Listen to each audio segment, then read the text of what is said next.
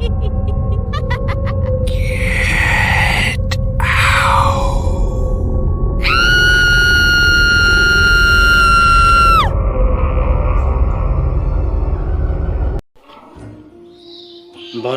মতো দীর্ঘ দিন পরে আমি আপনাদের মাঝে এক মহাশক্তিশালী বশীকরণ খতরনাক কুফরি কালাম নিয়ে উপস্থিত হলাম।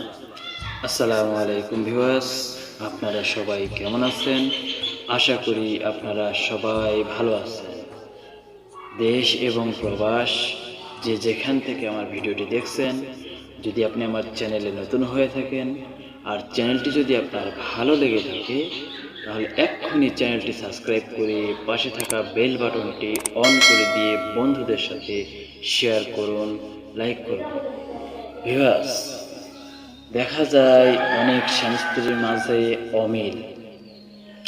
তো যদি কোনো মেয়ে চায় যে তার হাজব্যান্ডকে সে তার মতো করে নিয়ন্ত্রণ করবে, তাহলে আজকে দেওয়া বিদ্যাটি সেই বোন বা সেই মা প্রয়োগ করতে পারে। যদি কোনো প্রেমিক প্রেমিকাকে জায়েজ মতে পেতে চায়, তাহলে আজকের দেওয়া বিদ্যাটি আপনারা সৎ কাজে ব্যবহার করবেন। ঠিক আছে? কেউ শুধু শুধু মানুষের জীবন নিয়ে সিনেমিনি খেলবেন না। আর এই বিদ্যা কেউ অযথা কারোর উপর প্রয়োগ করতে যাবেন না। ঠিক আছে? তো ভিডিও চলমান অবস্থায় বিদ্যাটি মন্ত্রটি স্ক্রিনে দেখানো হবে।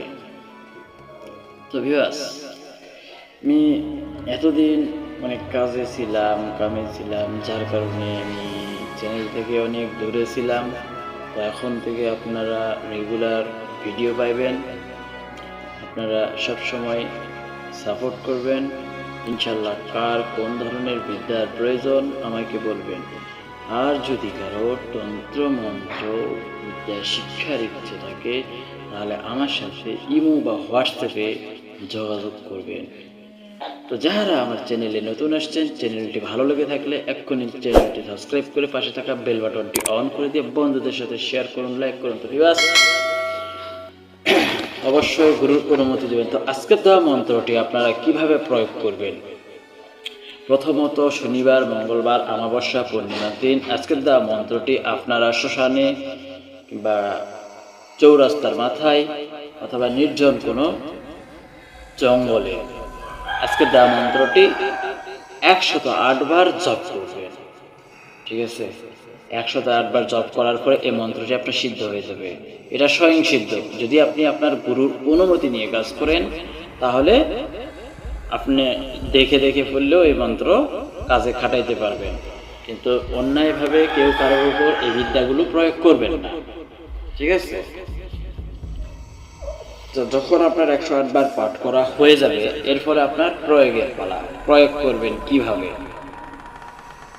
তো এই মন্ত্রটি প্রয়োগ করার জন্য আপনাকে শনিবার দিন, সর্বপ্রথম শনিবার দিন সকালবেলা আপনাকে ঘুম থেকে উঠতে হবে।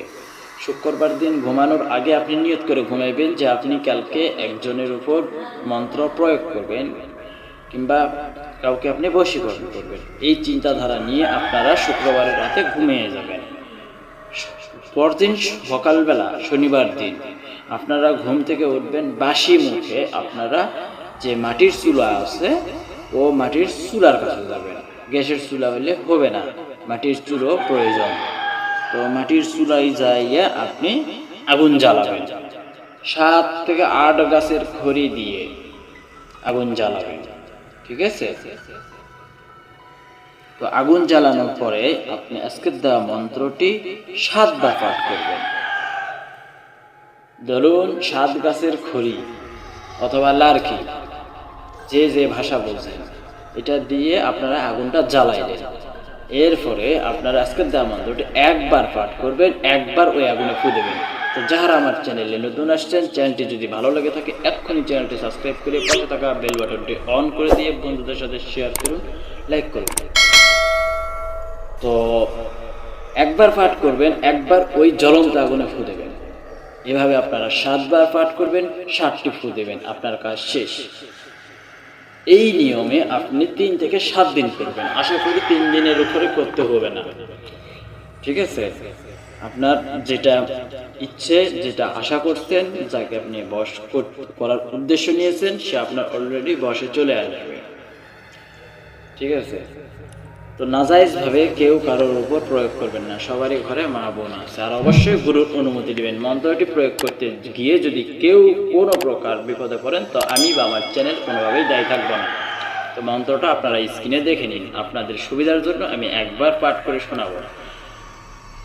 মন্ত্র: বর্মা কপাট আহাত বান, হুঙ্কার মেরে দিলাম টান, আহাত আল্লাহ, ফলনার বেড়ে ফলনার পঞ্চাত্তা পঞ্চপ্রাণ, আমার সঙ্গে আনিয়ে মিলা দোহাই আল্লাহ।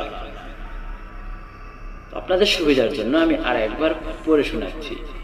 বর্মা কপাট আহাত বান, হুঙ্কার মারিয়া দিলাম টান, আহাত আল্লাহ, ফলনার বেটি ফলনার পঞ্চাত্তা পঞ্চপ্রাণ, আমার সঙ্গে আনিয়ে মিলা দোহাই আল্লাহ। ফলনার জায়গায় আপনারা প্রথমে মেয়ের মায়ের নাম নেবেন। যদি কোনো ছেলে কোনো মেয়ের উপর প্রয়োগ করেন, তাহলে প্রথম ফলনার জায়গায় মেয়ের মায়ের নাম নেবেন, এরপরে মেয়ের নাম নেবেন। আর যদি কোনো মেয়ে কোনো ছেলেকে করতে যায়, তাহলে আগে ছেলের পিতার নাম নেবেন। ছেলের ক্ষেত্রে মায়ের নাম ব্যবহার নিষিদ্ধ, মায়ের নাম ব্যবহার করবেন না, পিতার নাম নেবেন। তারপরে তো ওইখানে বলবেন যে ফলনার বেটা। ঠিক আছে? তো যদি কারো কোনো কিছু বুঝতে অসুবিধা হয়, আমার কাছ থেকে জেনে নেবেন, ইমো বা হোয়াটসঅ্যাপে বা সরাসরি কল করে জেনে নেবেন। ঠিক আছে? তো আপনারা সবাই ভালো থাকবেন, সুস্থ থাকবেন। আল্লাহ হাফেজ।